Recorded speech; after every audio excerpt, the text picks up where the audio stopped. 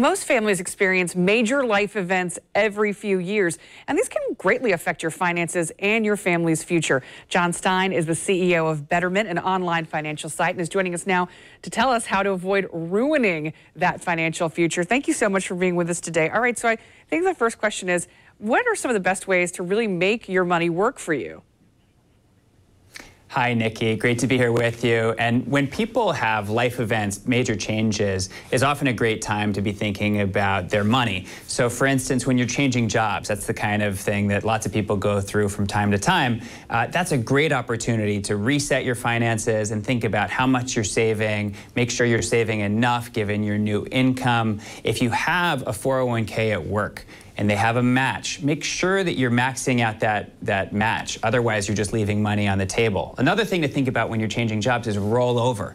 This is the #1 reason that people open Betterment accounts, is they're rolling over. And we always recommend rolling over because it's a great opportunity not only to consolidate and manage everything in one place, but also to save on fees. And if you're saving on fees, you've got more money and your money's working harder for you. All right, so I have a 3.5-year-old. And we know we got to start saving soon, which is crazy because he's 3.5. You know, of course, I'm talking about college. What's your advice on when you start really planning for that?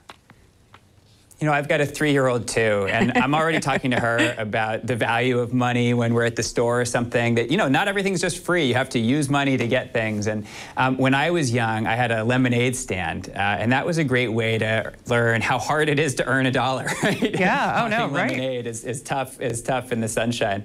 And as your kids get older, I would encourage them to have summer jobs or after-school jobs. That's a great way to learn the value of money and encourage them to save it, because all of that is just disposable income at that age. And so they can save a lot of it. And by saving it, understand how money grows, understand the value of compounding and interest. And those kinds of lessons, those real tangible lessons, will help set them up for a life of intelligent saving and money management. Yeah, it's like video games and you know, and candy. That's all they want to spend it on. So you're right. They could absolutely save it. You know, I have an interesting question for you in talking about this thing with the kids, because we have a lot of parents that are watching our show right now.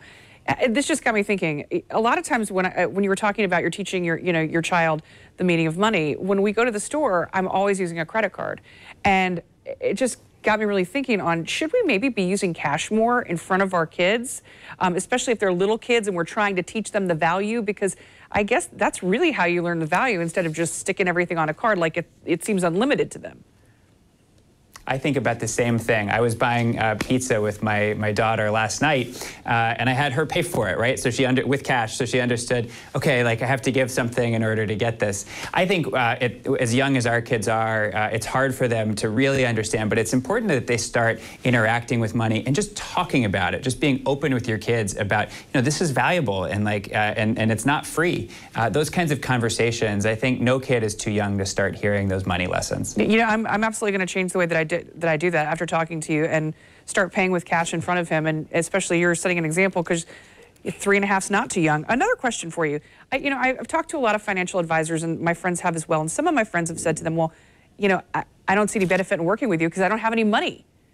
That's not necessarily true. Well, it's not true. And, you know, we all have to save more now than ever, because we're living longer, because Social Security is not going to be there for many of us, because insurance costs keep going up and healthcare costs keep going up. So it can seem really intimidating, all this saving and investing landscape with all the choices and options that are out there. And so some people want to go to an advisor.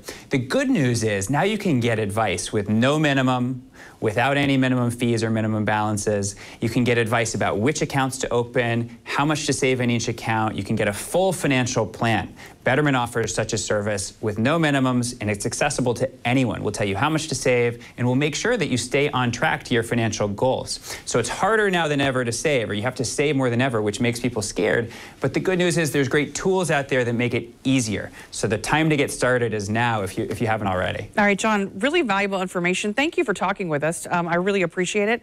And if you, watching at home, would like to share this interview with a friend, we are going to be posting it on the morning show page of news4jax.com.